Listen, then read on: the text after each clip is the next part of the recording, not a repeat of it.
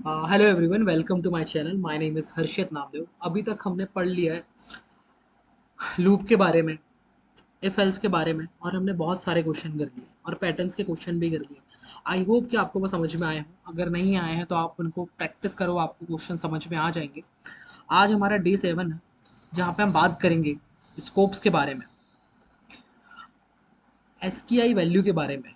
हमने कुछ छोटे छोटे टॉपिक्स छोड़ दिए थे कि मैंने सोचा था मैं एक वीडियो बनाऊंगा और उसमें सारे टॉपिक्स कवर कर लूंगा। मुझे ये पहले पढ़ा देना चाहिए था कि नहीं। मुझे लगता है अब आपकी अंडरस्टैंडिंग बहुत अच्छी है इन टॉपिक्स को समझने के लिए, कि अब आपको समझ में आएगा कि अच्छा ये टॉपिक ऐसा होता है। अगर मैं इसे पहले बताता तो आपको लगता कि मैंने एक थ्योरी आपको बता दी, बट आपको उसका प्रैक्टिकली वो सब समझ में आएगा। सबसे पहले हम बात करते हैं वेरिएबल स्कोप की। वेरिएबल स्कोप क्या होता है? वेरिएबल स्कोप वेरिएबल स्कोप क्या होता है? मान लो हमने हमारा एक इंट ए नाम का एक वेरिएबल बनाया, और यहाँ पे आपका एक बना हुआ ये लिखा है रिटर्न 0, और यहाँ पे आपका एक इंट मेन फंक्शन चल रहा है। ठीक है, मैंने बोला इंट ए। अगर मैं यहाँ पे इस ए को यहाँ एक्सेस करने की कोशिश करूंगा, इसके बाहर एक्सेस करने की कोशिश करूंगा, तो क्या मैं कर सकता हूँ? अगर मैं यहाँ पे लिख दूंगा इंट ए, तो मुझे पता है मुझे एक एरर मिलेगा। क्यों? क्योंकि वो इसके अंदर होना चाहिए, इसके अंदर होना चाहिए। ठीक है, अब मान लो मैंने यहाँ पे, यहाँ इस लाइन में मैंने लिखा इफ अगर a बराबर है 10 के, तो इस वेरिएबल के इसके अंदर चल जाना। और फिर मैंने इसके अंदर जाके एक वेरिएबल बनाया c नाम का, और अब इस लाइन पे आके मैं इसको c को एक्सेस करने की कोशिश कर रहा हूँ। इस लाइन पे आके मैं c को एक्सेस करने की कोशिश कर रहा हूँ। मैं बोल रहा हूँ कि c प्लस बी, मैंने ऐसा कुछ बोल दिया। मतलब, चलो हमारे VS कोड में चलते हैं और जाके हम समझते हैं कि हम क्या बोलना चाह रहे हैं। हमने यहाँ पे जाके एक फाइल बनाई जिसका नाम हमने रखा day7.cpp, और मैंने बोला हिश include iostream using name space std int main return 0, और मैंने बनाया एक int a नाम का वेरिएबल। मैंने बोला int a, इसकी वैल्यू है 10। मैंने बोला अगर a 10 के बराबर है, अगर a 10 के बराबर है तो एक काम करना, एक वेरिएबल के अंदर आ जाना। ठीक है, और इसके अंदर आके एक सी नाम का वेरिएबल बनाना जिसकी वैल्यू रख देना 11। ठीक है, और फिर बोलना एक इंट, फिर बोलना मैंने एल्स नहीं लगाया, मैंने एल्स नहीं लगाया। क्या मैं सिर्फ इफ अकेले लगा सकता हूँ? हाँ, अगर मेरे पास सिर्फ एक ही कंडीशन है, मैं बस चाहता हूँ कि अगर a इज इक्वल टू 10 है तो ही एक्सेस करूँ। अगर कोई और दूसरा नंबर है तो मुझे एक्सेस ही नहीं करना है। तो क्या मैं इफ अकेले यूज कर सकता हूँ? हाँ। क्या मैं एल्स अकेले यूज कर सकता हूँ ऐसे करके? एल्स नहीं। ये कोई लॉजिक बनता है? नहीं बनता। ये एरर मुझे दे रहा है। क्यों मुझे एरर दे रहा है? कि एल्स का मतलब क्या होता है? मगर। अगर तो आए नहीं, मगर मतलब क्या? इस ये कर दो, अगर ऐसा नहीं हो रहा तो ऐसा कर दो। मगर ऐसा तो हुआ ही नहीं। इफ होगा तो एल्स होगा। तो भैया एल्स इफ भी तो हमने पढ़े थे। एल्स इफ होगा तो एल्स इफ होगा। तुम्हें अगर तुम्हें बेसिक इंग्लिश पता है तो तुम्हें समझ में आ रहा होगा ना। If, else if. मगर क्या सिर्फ इफ हो सकता है? इफ, हाँ, इफ अकेला हो सकता है। तो मैंने बोला इफ अगर a इज इक्वल टू 10 है, तो एक काम करो, सी आउट कर, एक काम करो, एक इंट सी नाम का वेरिएबल बनाओ और उसकी वैल्यू दे दो 11। मैंने बोला ठीक है। फिर मैंने बोला एक इंट बी नाम की वेरिएबल बनाओ, उसकी वैल्यू दे दो 12, और सी आउट कर दो बी प्लस सी को, और मैंने इसको चला दिया। अरे एरर आ गया। एरर क्यों आ गया? देखते हैं। इसने क्या बोला? C was not declared in the scope. अरे है तो, ये तो है। सी तो मैंने डिक्लेयर करा है। कहाँ आप बोल रहे हो कि C was not declared in the scope? C was not declared in the scope. मेरा कंपाइलर गलत है। नहीं, आपका कंपाइलर गलत नहीं है। इसका जो स्कोप है, इसका जो स्कोप है सिर्फ इन दोनों के अंदर है। सिर्फ इन दोनों के अंदर है। अच्छा, ऐसा है क्या? तो एक काम करता हूँ, मैं बोल देता हूँ ए प्लस बी, ए प्लस सी, और मैं इसको रन कर देता हूँ। अभी भी बोल रहा है C was not declared in the scope. एक काम करता हूँ, मैं इसको हटा देता हूँ, मैं इसको अकेले को चलाता हूँ। 21 आ गया। अब ये चल गया, मगर ए कैसे चल गया? अगर ए भी तो इसके अंदर का है। नहीं, ए ये है ना। ए का स्कोप क्या है? ये दोनों ब्रैकेट्स, ये दोनों करली ब्रैकेट्स के अंदर ए एग्जिस्ट करेगा। अगर इन दोनों के अंदर तुम ए लिख रहे हो, ये दोनों ब्रैकेट्स के अंदर अगर तुम ए कहीं पे भी यूज कर सकते हो, अब तुम ए को कहीं पे भी यूज कर सकते हो। आ रहा है समझ में? अब इसके अंदर ये एग्जिस्ट कर सकता है। सेम जैसे तुम्हारे पास एक कॉलेज आईडी है, तुम्हारे पास एक कॉलेज आईडी है, तुमने कॉलेज आईडी अपने कॉलेज में लेके गए, तो वो वहां पे तुम्हें एंट्री दे देगा। मगर अगर तुम कॉलेज आईडी एयरपोर्ट पे लेके जाओगे, तुम बोलोगे मेरे पास आधार कार्ड नहीं है, मेरे को ये एक्सेस करके मुझे अंदर जाने दो, तो क्या वो जाने देगा? नहीं। आपकी जो कॉलेज आईडी की स्कोप है वो सिर्फ आपके कॉलेज तक है, कोई दूसरे कॉलेज में भी नहीं है। आ रहा है समझ में? तो स्कोप क्या होता है? मैंने मैंने यहाँ पे स्कोप, यहाँ ये इसको कहते हैं हम ग्लोबल वेरिएबल। ये कहीं पे भी मैं एक्सेस कर सकता हूँ, इसको हम कहते हैं ग्लोबल वेरिएबल, और इसको हम कहते हैं लोकल वेरिएबल। अगर आपसे कोई पूछे कि स्कोप क्या होते हैं, वेरिएबल स्कोप होता है ग्लोबल वेरिएबल और लोकल वेरिएबल। हम एक और बनाते हैं, हम एक और वेरिएबल बना सकते हैं यहाँ पे। यहाँ पे भी ऐसे करके बना सकता हूँ मैं, ऐसे करके मैं बना सकता हूँ।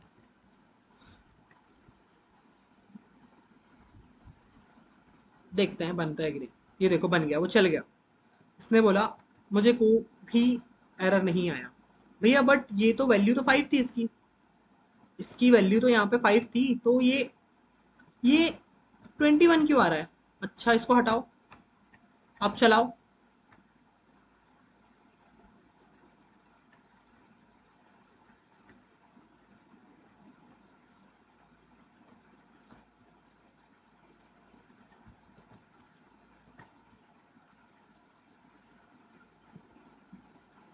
ये तो ग्लोबल वेरिएबल था, ये यहाँ पे क्यों नहीं चल रहा है? ये यहाँ पे क्यों नहीं चल रहा है? आइए इसका आंसर हम हमारे इस पे ढूंढते हैं। ये हमारा ग्लोबल स्कोप हो गया, ठीक है। मैंने एक मेन इस ब्लॉक के अंदर यूज होगा, ये सिर्फ इसी ब्लॉक के अंदर यूज होगा, ये सिर्फ इसी ब्लॉक के अंदर यूज होगा, मतलब ये ब्लॉक के अंदर मैं यूज कर सकता हूँ। अब मैंने बनाया इंट, इसे कहते हैं हम ग्लोबल वेरिएबल। ये पूरे प्रोग्राम में यूज हो सकता है, ये पूरे प्रोग्राम में यूज हो सकता है। मैंने बनाया इंट एक्स इजिकल टू 50, मतलब मैंने इसके ऊपर बना दिया, इससे मैं कहता हूँ इस ग्लोबल स्कोप, ठीक है। अब मैं यहाँ पे आया, मैंने इसको यूज करा, मैंने इसको यहाँ पे आके यूज करा, तो मेरी वैल्यू प्रिंट क्यों नहीं हुई?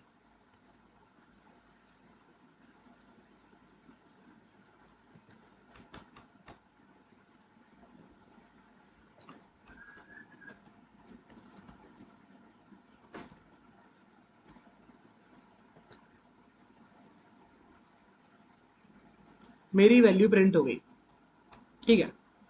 मेरी वैल्यू 5 प्रिंट हो गई। अब मगर मैंने बोला कि मुझे इसको इफ के अंदर यूज करना है। इफ अगर A, sorry sorry sorry sorry sorry मैं कंफ्यूज हो गया था। देखो क्या हुआ, तुम हमारा वापस कोड देखूं मैं, तो मैंने क्या लिखा है, if a is equal to 10, a is equal to 10 था ही नहीं, ए 10 के बराबर नहीं था, इसलिए वो इसके अंदर गया ही नहीं और उसने ये सब चीजें करी ही नहीं। अब तुम्हें समझ में आया ग्लोबल स्कोप क्या होता है? ग्लोबल स्कोप मतलब होता है तुम उसको कहीं पे भी यूज कर सकते हो। तुम यहाँ पे तुमने डिक्लेयर कर दिया है, अब तुम इसको इसके अंदर कहीं पे भी यूज कर सकते हो। अगर मैंने यहाँ पे एक लिखा हूँ, लोकल स्कोप क्या होता है? ग्लोबल स्कोप मैं मेन फंक्शन के ऊपर बनाता हूँ और मैं उसको कहीं पे भी यूज कर सकता हूँ। लोकल स्कोप क्या मतलब होता है? इस दो के अंदर जहां पे भी तुम उसे बनाओगे, अगर मैंने उसे इफ के अंदर बनाया था, मैंने एक एक इफ के अंदर जो मैंने बनाया है, वो सिर्फ मैं इसको सिर्फ यही यूज कर सकता हूँ। मैं ऐसे नहीं बोल सकता सी, सी आउट सी नहीं बोल सकता, बट मैं सी आउट ए बोल सकता हूँ। आया समझ में? लोकल वेरिएबल और ग्लोबल वेरिएबल समझ में आया। हमने एक और चीज देखी थी अभी, कि मैंने बोला 5, और मैंने बोला इंट, मैंने बोला ए इज इक्वल टू 10। एक काम करो, ए इज इक्वल टू 10 और सी आउट कर दो, इसको सी आउट कर दो, ए को सी आउट कर दो और प्रिंट करके दिखाओ क्या हो रहा है। भैया 10 प्रिंट हो गया, क्यों? ये तो ग्लोबल वेरिएबल है, ये तो 5 प्रिंट होना चाहिए था। नहीं नहीं नहीं, ऐसा नहीं हो रहा है। देखो मैं तुम्हें बताता हूँ क्या होता है। मैं तुम्हें थोड़ा सा मेमोरी के बारे में बताता हूँ। मेमोरी क्या होता है? जैसे हम, तुम हो इस दुनिया में आए, तुम इस दुनिया में आए, तुम्हारा नाम रखा गया, तुम पैदा हुए, तुम्हारा नाम रखा गया हर्षित,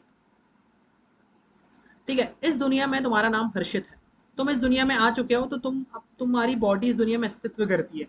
ऐसा ही जब भी हम एक वेरिएबल बनाते हैं, तो हमारे वो कंप्यूटर की मेमोरी में, ये मेमोरी वाले टॉपिक में मैं तुम्हें मेमोरी के बारे में अच्छे से बताऊंगा, अभी थोड़ा सा समझ लो कि हम क्या करेंगे। जैसे ही हम एक वेरिएबल बनाते हैं, मैंने लिखा इंट ए नाम का, मैंने एक वेरिएबल बनाया, मैंने एक इंट ए नाम का वेरिएबल बनाया, तो वो ऐसे करके वेरिएबल बन गया, इसका नाम है ए। मैंने बोला इसके अंदर 5 डाल दो, तो इसके अंदर ये 5 चले गया।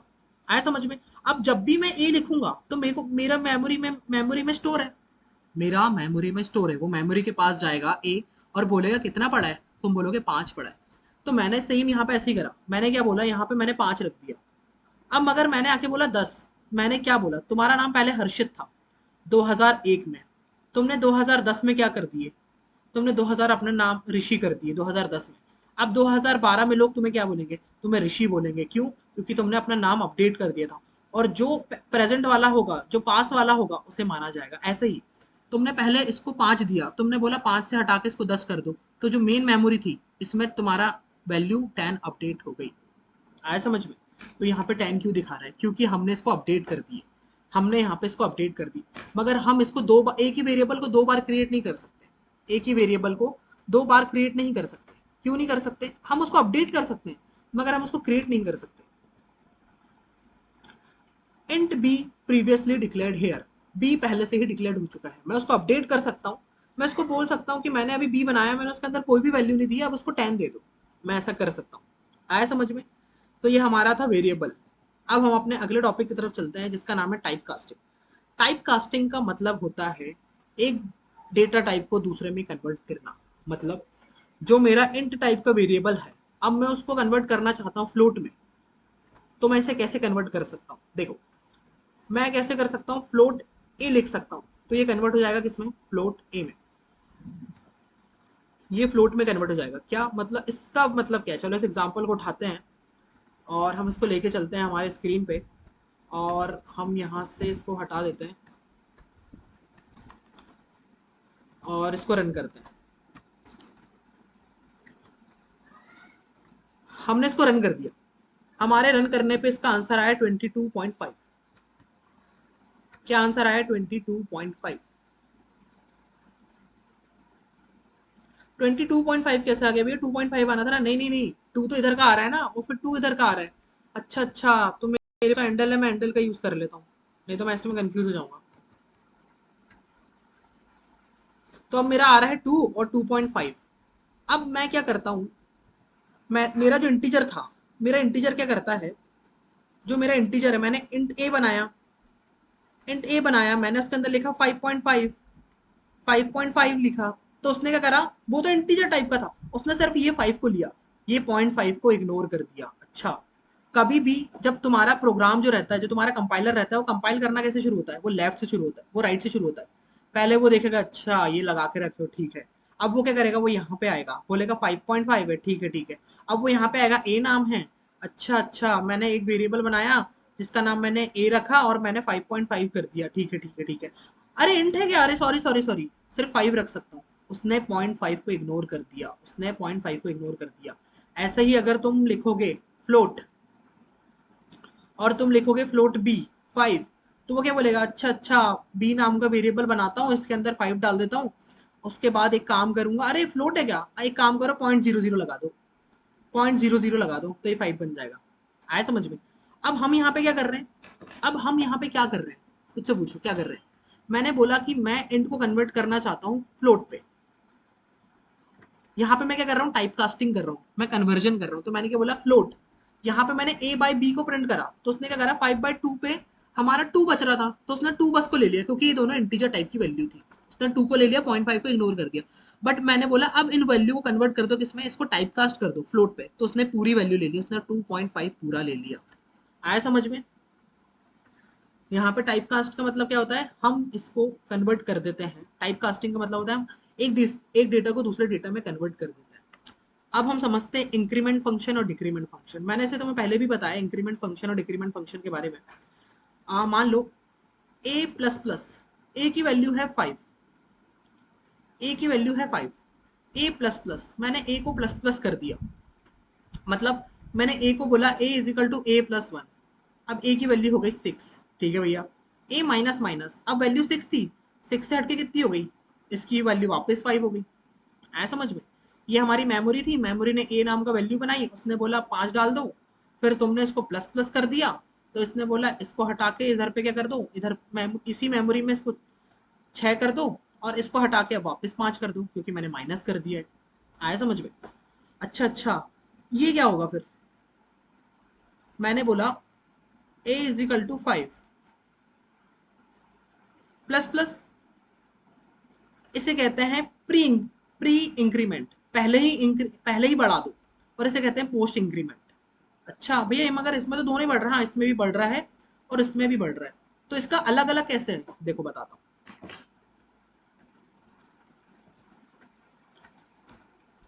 क्या बोल रहा है वो बोल रहा है, मैं पहले बताता हूँ तुम्हें, ए मैंने बनाया 5 नाम का, इन लोगों को मैं हटा देता हूँ। भैया इसका कोड नहीं मिलेगा कि नहीं? इसका कोड का क्या करोगे तुम लोग? ये तुम्हें मैं ये वाली पीडीएफ डाल दूंगा, तुम उसको नोट्स एक्सेस कर लेना, ठीक है? मैंने बोला सी आउट कर दो, मैंने बोला ए प्लस प्लस करो और सी आउट कर दो ए को, ठीक है? तो अब वैल्यू कितनी हो गई? वैल्यू हो गई 6, वैल्यू हो गई 6, यहाँ नीचे स्क्रीन में देखो वैल्यू हो गई 6, ठीक है? तो भैया आपने बताए थे कि ये होता है पोस्ट इंक्रीमेंट। प्री इंक्रीमेंट क्या होता है? प्री इंक्रीमेंट होता है ए प्लस प्लस, ठीक है? हमने इसको रन कर दिए, रन करने में 6 आया, अरे ये तो सेम ही है, सेम है ये तो, हाँ ये तो सेम ही है। फिर अलग अलग नाम क्यों है? अलग अलग नाम क्यों है, देखते हैं क्यों है अलग अलग नाम। 5, 5 आया भैया, 5 क्यों आया? क्यों? मैंने बोला था पोस्ट इंक्रीमेंट है, पहले ये प्रिंट हो जाएगा उसके बाद प्लस होगा। अगर अब मैं यहाँ पे आके बोलूँ ए, ये कितना आ रहा है? 56, 56 क्यों आ रहा है? क्योंकि हमने यहाँ पे हैंडल नहीं लगाया। या मैं एक काम करता हूँ, ये लगा देता हूँ 5 और 6 और बीच में स्पेस आ रहा है। 5 यहाँ पे क्यों आया? पहले उसने प्रिंट कर दिया और बाद में उसने उसको प्लस करा। अच्छा, मतलब मेमोरी में क्या हुआ होगा? मेमोरी में कैसे फंक्शनैलिटी हुई होगी? मेमोरी ने क्या करा? मेमोरी ने इसको बनाया, मेमोरी ने ये बनाया ए नाम का, उसको अपन ने भी 5 दिए, फिर अपन ने बोले सी आउट ए प्लस प्लस, तो उसने ए को प्लस प्लस तो कर दिया, उसने ए को पहले प्रिंट कर दिया, उसके बाद हमने प्लस करा, तो यहाँ से वैल्यू हट गई, फिर मैंने बोला सी आउट ए कर दो, अब वैल्यू 6 हो गई, 6 वैल्यू 6 प्रिंट हुई। आया समझ में? अच्छा, तो प्री इंक्रीमेंट में क्या होगा? प्री इंक्रीमेंट में ये होगा 6 और 6 प्रिंट होगा। 6 और 6 प्रिंट क्यों होगा? पहले प्लस करो, पहले मेरी वैल्यू को बढ़ाओ, उसके बाद प्रिंट करो, और फिर ये बाद में जो मेरी वैल्यू उसको प्रिंट कर दो। अच्छा, माइनस माइनस में क्या होता है भैया? माइनस माइनस में भी वही होगा, ए माइनस माइनस, बाद में माइनस करेगा ए माइनस माइनस। ये तुम, अगर तुम्हें इंटरव्यू में कभी पूछे तो तुम उसको बता सकते हो डिफरेंस ऐसे लिख के कि सर ऐसे काम करता है, मेरे को आता है सर, मेरे को ले लो आप आपकी कंपनी में, ठीक है? पहले इंक्रीज बाद में प्रिंट, ये देखो ये हमारा था। अब कांस्टेंट क्या होता है? कांस्टेंट एक वो होता है, क्या होता है? एक कांस्टेंट एक वेरिएबल होता है, जो वेरिएबल को हम बाद में चेंज नहीं कर सकते। अगर तुम कॉन्स्ट लगा के वेरिएबल बना रहे हो, अभी मैंने तुम्हें बताया, मैंने तुम्हें क्या बताया कि मैं इसको चेंज कर सकता हूँ, ठीक है? मैं इसमें इंक्रीमेंट ऑपरेटर लगा सकता हूँ। अगर मगर मैं इसको कांस्टेंट बना दूँ तो क्या होगा? यहाँ पे तुम्हें बोलेगा increment of read only variable. ये सिर्फ तुम इसको इसमें चेंज नहीं कर सकते, सिर्फ तुम उसको रीड कर सकते हो, तुम इसको सिर्फ यूज कर सकते हो, तुम इसमें कोई भी बदलाव नहीं कर सकते क्योंकि इसे कांस्टेंट बनाया गया है। इसका यूज क्या होता है? इसका यूज होता है, हम इसको बाद में यूज करेंगे जब मैं तुम्हें बताऊंगा। अभी थ्योरी के लिए या एक नॉलेज के लिए रख लो कि कांस्टेंट का मतलब क्या होता है। अगर कांस्टेंट लगा के तुम वेरिएबल बनाते हो तो तुम उसकी वैल्यू को बाद में अपडेट नहीं कर सकते या उसको चेंज नहीं कर सकते। आया समझ में? ठीक है। अब एसक्यूआई टेबल ये क्या होता है? देखो, पिछली वीडियो में हमने कुछ लूप वाले क्वेश्चन करे जहां पे हमने 1 2 3 स्टार पैटर्न प्रिंट कराए। वहां पे एक ABCD वाला पैटर्न भी था, जो ABCD मैंने वो हटा दिया था। मैंने क्यों हटा दिया? क्योंकि मैंने तुम्हें एसक्यूआई टेबल नहीं बताया था अभी कि ये क्या होता है। देखो,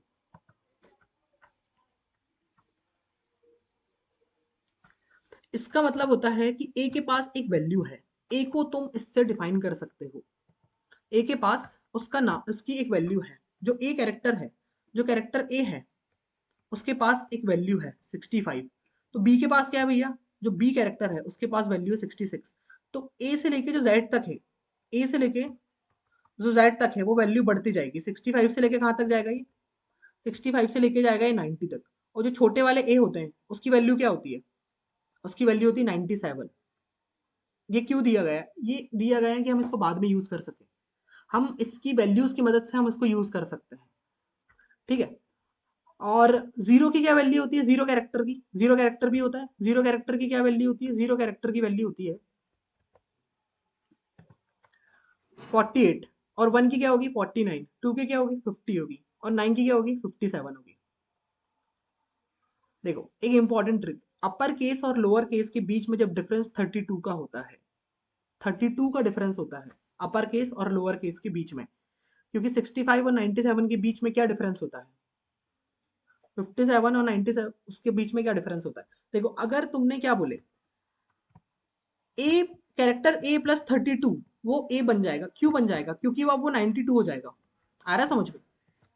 देख मैंने क्या बोला, मैंने बनाया कैरेक्टर, कैरेक्टर सी एच, और मैंने इसका नाम रखा ए। इसकी वैल्यू क्या है? इसकी वैल्यू 65। मैंने बोला सी आउट कर दो, सी आउट कर दो, क्या सी आउट कर दो? सी एच, सी आउट कर दो सी एच, सी आउट कर दो सी एच को।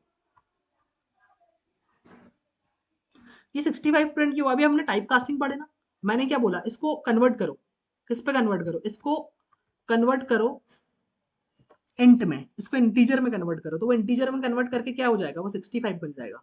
अच्छा 65 की इंटीजर वैल्यू क्या है?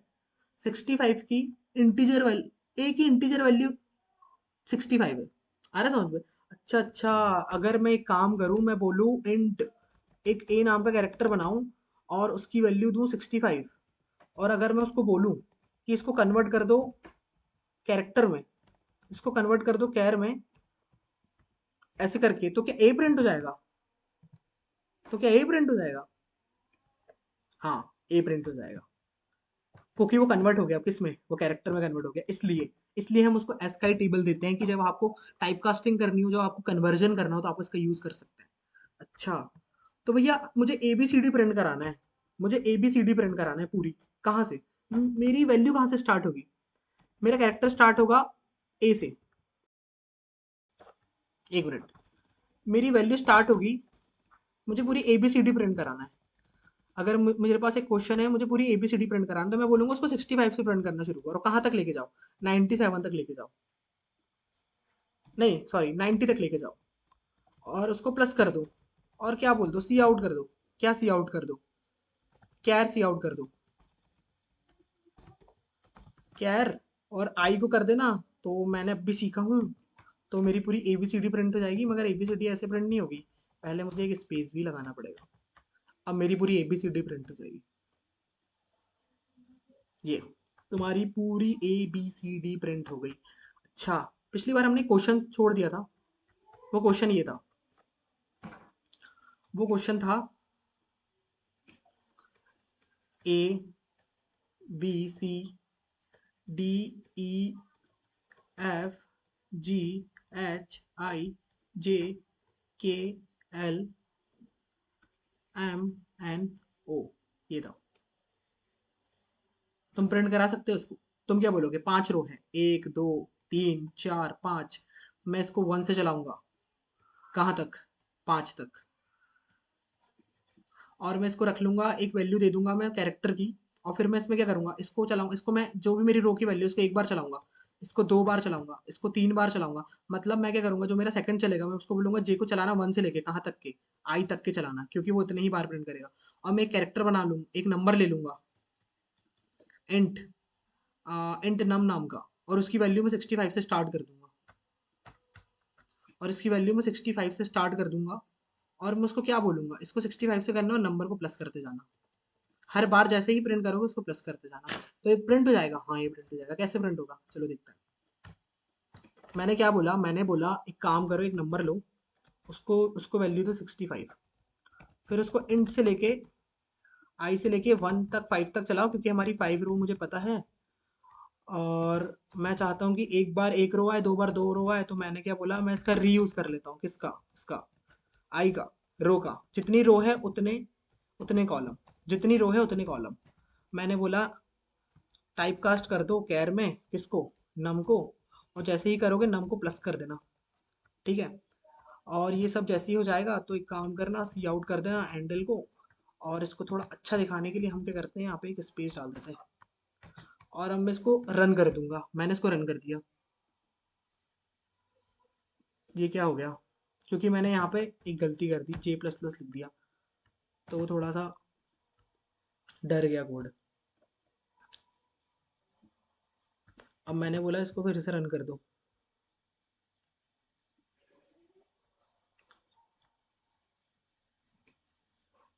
ये प्रिंट हो गया ABCDEFG। अच्छा, अगर अब मैं तुम्हें बोलूँ कि एक काम करो, इसको ये प्रिंट कराओ, ए ABCDE,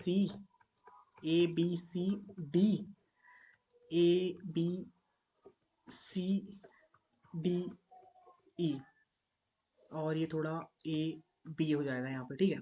1 2 3 4 5, एक से लेके 5 तक चला दूंगा, एक से लेके 5 तक चला दूंगा।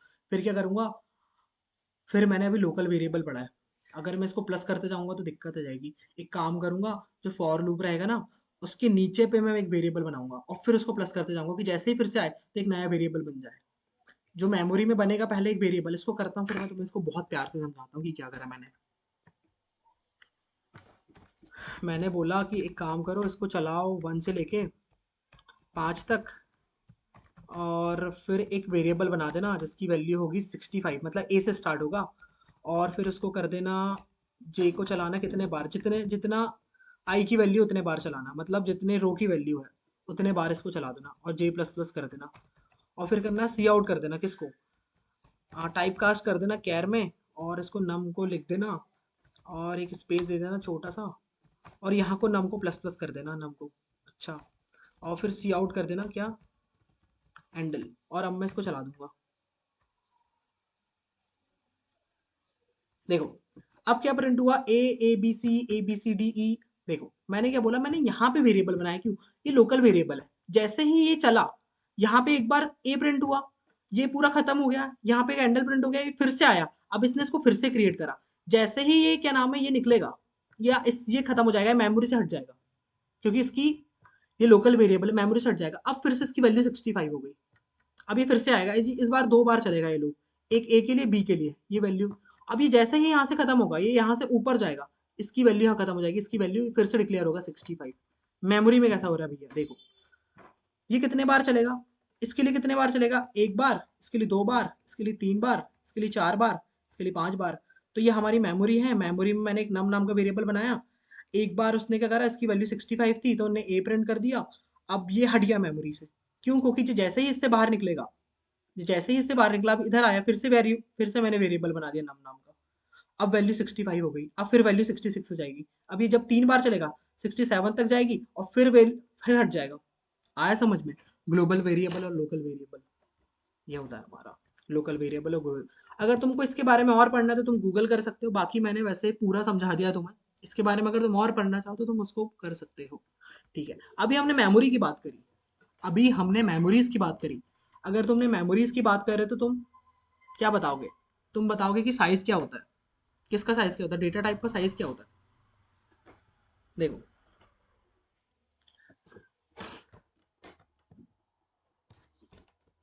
इंट का साइज क्या होता है, इंट का साइज होता है 4 बाइट, फ्लोट का साइज होता है 4 बाइट, और डबल का साइज होता है 8 बाइट, और कैर का साइज होता है 1 बाइट। ठीक है, आज की वीडियो में इतना ही था।